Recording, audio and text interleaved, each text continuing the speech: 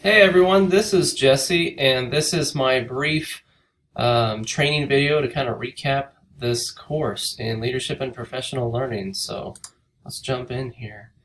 I think one of the things that stood out to me throughout this course is just simply learning to understand adult learning. As most of you are in this course, we're all adults, and I think that it's fascinating to me to just be able to resonate with some of the theories and the research that kind of identify like how we learn best, and how the students learn best that we work closely with, for those of us that work in higher ed. But adult learners, I think it's interesting. They learn best through discussion and problem solving much more than just passive listening, or content oriented classes, for example, like a lecture. They like to be much more engaged with what's happening. They use life experiences to build context and meaning. They need time to process. I know that's very specific to me. I definitely enjoy having that processing time. And I think that adult learners also need to be involved in the planning and evaluation of the instruction. They want to be engaged again. And I think furthermore, just principles of andragogy. I think what stands out from this course is how adults need to know the why before they engage in the learning. This has been very fun for me to actually share with some of my own students of explaining to them why that they learn the way they do, but they need to know the why. They want to take ownership of the learning. They do know that their prior experiences do have a little bit of a bias, but that can be a positive bias though too. But we also know as adults we prefer problem solving much more than just learning a subject. We want to apply what we're learning into like a real world situation and how we can actually solve some of our world's issues. I do also enjoy from this course the flipped classroom. I had learned this concept from a former classmate a while back, but I never really truly put it into action, at least effectively. And so I definitely learned trying to dive a little bit deeper into this concept.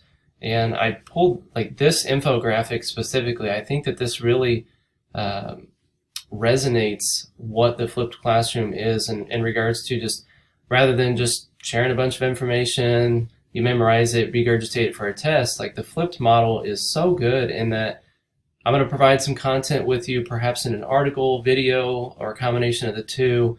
You're expected to review this material.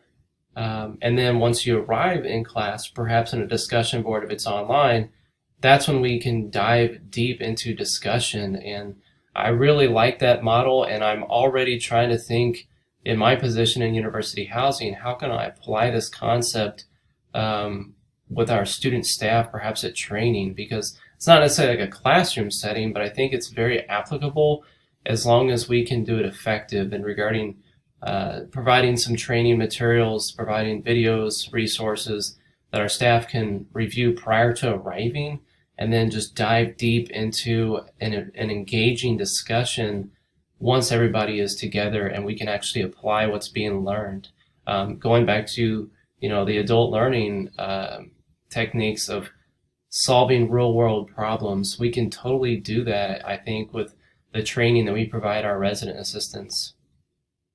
And I think lastly, too, something that really stood out to me this course was the holistic rubrics. That's something that I've honestly noticed throughout the span of taking all these classes through our EDS program, that each of our assignments, regardless of the professor, I've noticed the rubrics are very specific, and this totally makes sense with the holistic rubric and comparing that to a traditional rubric. I really like this. Quite frankly, I haven't used it as often in my own area, but I think I'm going to start looking for new opportunities to use this. I think that even when we do mid-semester evaluations, semester evaluations with our student staff, I think that there are opportunities to apply this as it is much more objective.